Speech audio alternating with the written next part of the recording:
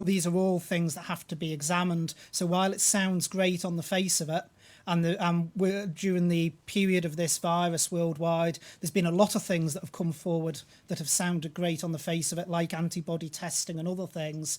It's important to ensure that it's clinically sound, but also that it's technologically sound in terms of what it's doing with people's data. Thank you. And he's waited very patiently till the end. But last up, I have Sam from Isle of Man Newspapers. Good afternoon, Minister. Good afternoon, I just Sam. want to ask you, just before we get started there, just have an update on the Chief Minister. How's he doing? The Chief Minister is fine. He's back to his usual self. He's still got a bit of a cough, but it is gradually subsiding. He's been chairing National Strategy Group and Council of Ministers. He was chairing Council of Ministers most of this morning, in fact. I've spoken to him via phone, and he should be back with us next week. Wonderful. And if we're just concerned about, you said about Newlands, how far off is that being ready? So Newlands, we would expect next week, is I believe the current plan, to have Newlands up and running. Obviously, we've got to make sure that from an infection control point of view, after all the works are finished, that it meets infection control standards. But my understanding from speaking to the senior officer team is we'd be looking at some point next week. Unless Henrietta knows something different to me. No, that's my understanding too. Just as a side note to that, how many people are currently in hospital, both receiving treatment and awaiting results? Do we have those figures? Yes, I can give you those figures if you bear with me one moment. I have to go to the technology to get this figure. So if you bear with me 1 second, Sam.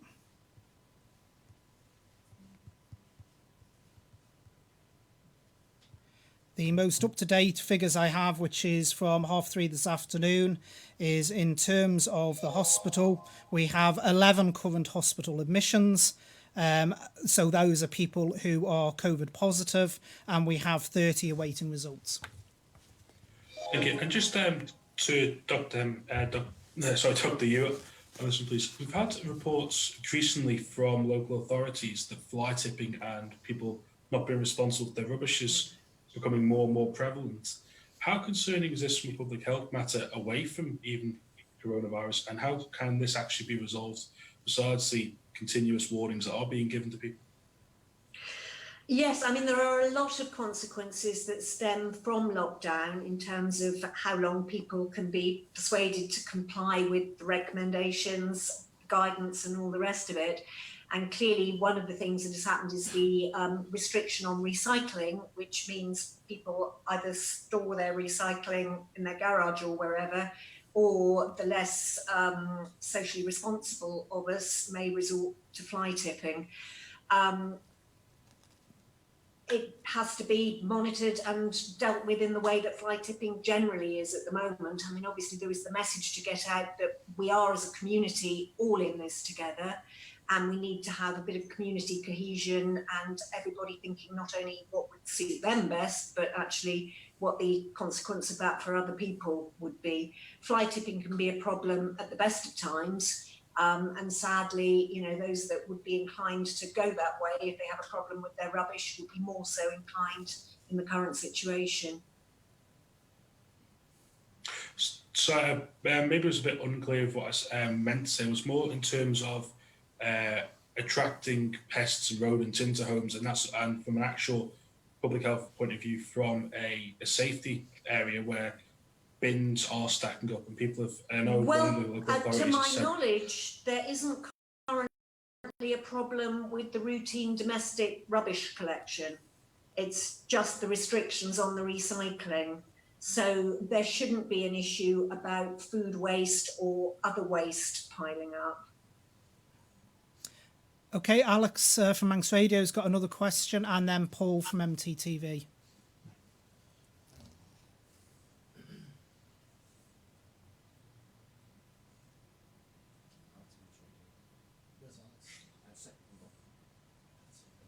a staggered process. Sorry, Alex, would you start again? You were muted there. We couldn't hear you.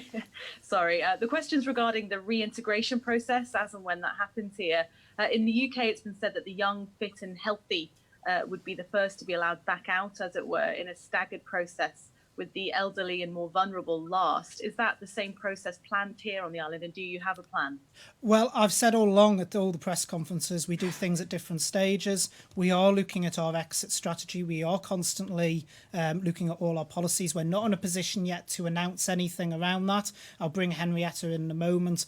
But we are looking at what we can do, what, for instance, industries we can potentially reopen. But as I have stressed time and time again, it's not going to be a big bang. We're not going to be one day in lockdown, the next day back to normal. This has got to be a staggered process that is clinically driven on a risk basis approach, sector by sector by sector, across our entire economy. And that includes the movements of people around our island as well. But I'll bring Henrietta in. Yes, I mean, what we're trying to do here is continue to control the spread of the virus.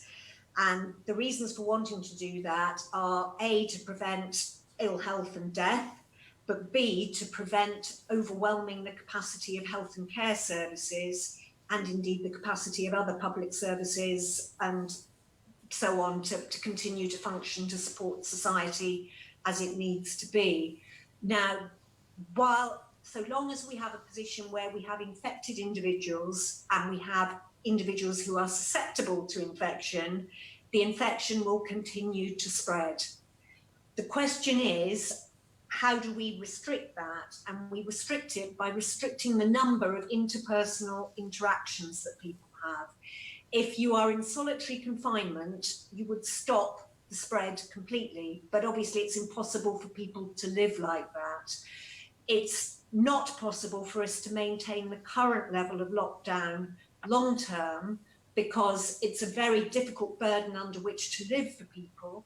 And it also means that we are effectively hugely damaging the economy and a lot of social things that go around that. So mental health, emotional well-being, all the risks of lockdown, such as increased risk of domestic abuse, substance misuse, alcohol abuse, and so on. So there are some huge costs to lockdown, apart from the benefit of slowing and controlling the spread of the virus.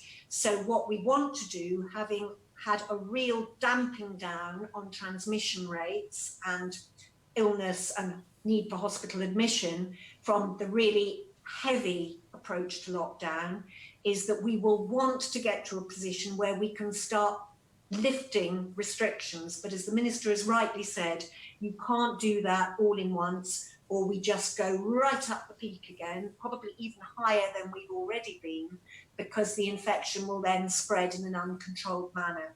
So what we need to do is get to a position where we let off restrictions, we're able to measure what impact that's having, and then if need be, damp down again by increasing restrictions, or if things are still under control, then lift more restrictions, a bit like opening a valve, if you like, but in a way that we can actually monitor what's happening all the time so that we don't lose control and go running up a massive peak again. So it wouldn't be as simple as saying all restrictions are off for people under the age of X or people who don't have conditions X, Y, and Z. It will have to be more nuanced than that. And that might, I think the borders are going to be a long-term issue, because we are surrounded by Europe and frankly much of the world where there are much higher rates of virus transmission than here. So as soon as we start letting people come in from elsewhere, that's going to be a real risk. If we keep the borders closed, we can probably be a little bit more opening in what we can take off purely within the island, so long as we're not bringing virus in from outside. Now, if we want to do a border, relax the restrictions there as well, we're going to have to be even more careful about how we relax the other things around social distancing and stay at home. Yeah. I mean, just to add to that as well, Alex, one of the other reasons why we need to do it in a managed manner is decisions, say, we take today have a lead-in time before we see the effects of those decisions. Most studies have shown that a decision made today, it's 8 days before you really start seeing the effect of what those decisions and the impact of those. So you know, you could do something today that might look as if it's ticking along fine, but then you end up with a spike because of that about 5, 6, 7 days down the line. So we've got to do things in a measured manner so we can actually see what the impact is as we move along. So Paul and then Amanda from Jeff the Mongoose. Actually on that one, asking about where we're going to go with these numbers. I mean, obviously, you potentially could get to 0, but it's unlikely. And as long as that goes on, therefore, until there's a vaccine invented, we're going to be at risk, and therefore the borders will have to remain closed. And that's what's just been answered.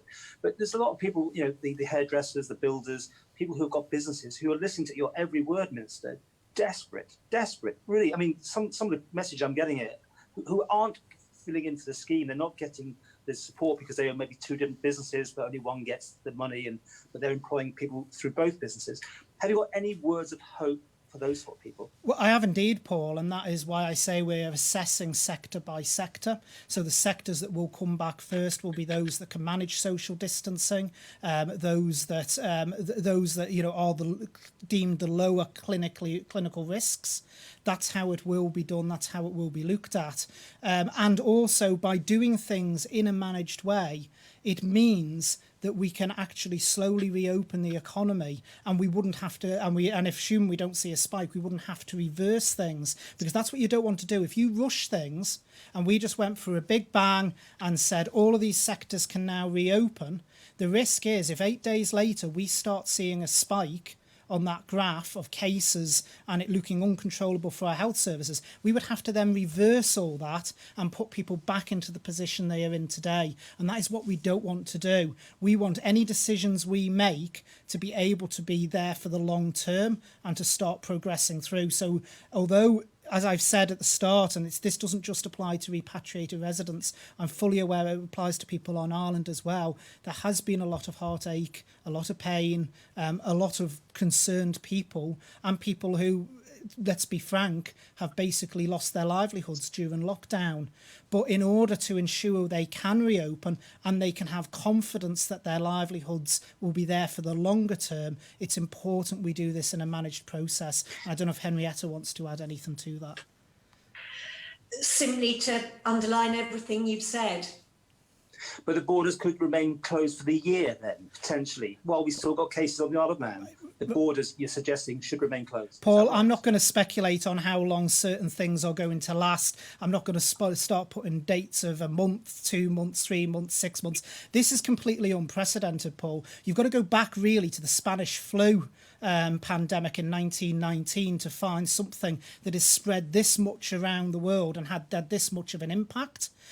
So we're talking 101 years, and so society has moved on a lot in those 101 years, along with our worldwide economies. So what we've got to do is ensure that we do things properly, and that's why we have to take the steps, because no one has got a crystal ball. No one can look into that crystal ball and say, well, if we do this, we'll be able to reopen the borders in 6 months. If we do that, we'll be able to reopen them in 8 months. The simple answer is we really just don't know. We've got to take things step by step and see what effect those steps have.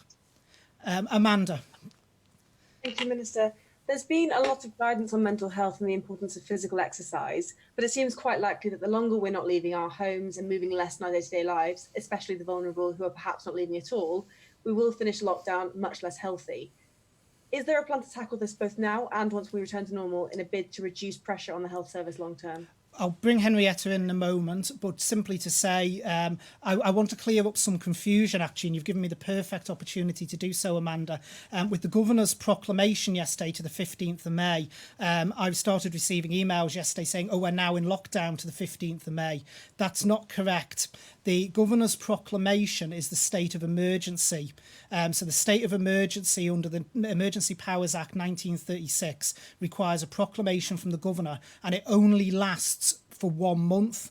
It has to be renewed by the governor each month to keep the regulations in force. The lockdown is governed by regulations that flow off that, and we have extended that by 1 week to the 23rd of April so that we can assess the data and then see what we can do in that managed process I keep talking about releasing possibly restrictions and bringing certain elements of the economy back into play. So that's the process that is happening on the 23rd. It's not a case that because the governor's signed the proclamation, it means we're in lockdown to the 15th of May, and I just wanted to clear that up. And I'll bring Henrietta in. Yes, I mean, we're very aware that the long-term unintended consequences of lockdown for multiple aspects of health and well-being are definitely there.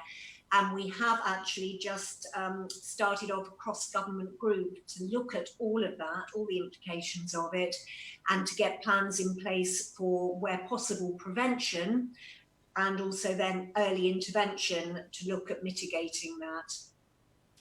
Thank you. Well, thank you very much. And can I thank Henrietta for joining us this afternoon? Thank you very much, Henrietta. And can I also thank the entire public health team for all of the work that they've been doing. I know it's been absolutely phenomenal, the pressure on your entire team, Henrietta. So thank you to you and all of them for everything that you've done during this difficult time. On that note, I would also like to finish today with a special mention for Howard's Heroes. So the first shout out goes to Sharon Sloan O'Keefe from Castletown Post Office. Her cheeky nature and great sense of humour have been making a real difference to her customers and indeed her community. It's also a similar story at Williston Spa, where the staff have been working extra shifts and hours to help the local community up there. So I'd like to take the opportunity to thank everyone working across our retail sector at this very, very difficult time. The second tribute today is to the Villa Marina security team who've been redeployed up at Nobles Hospital. They're helping ensure people are directed to the right place for their needs. Thank you for all the work that you're doing. Zurich International has designed a wellbeing toolkit that is available on their website at zuricinternational.com/IOM employee wellbeing. It's a one-stop shop with a wealth of information around physical health, personal resilience and mental health. I also know that Zurich has been working closely with many local charities to support them and has recently donated £30,000 to the Manx Solidarity Fund. So thank you, Zurich. And lastly, to the Manx Sewing for Safety group, which formed 2 weeks ago from local crafter volunteers and have now made over 700 cloth laundry bags for healthcare workers to use for their personal clothes or shoes when they get to work and change into their uniform. They are being helped by the team at the University College of Isle of Man, who is getting behind the project in their very own scrub hub. In closing, as today is Thursday, please don't forget to make some noise for our healthcare workers who are doing such a fantastic job at 8 p.m. this evening. Thank you very much indeed.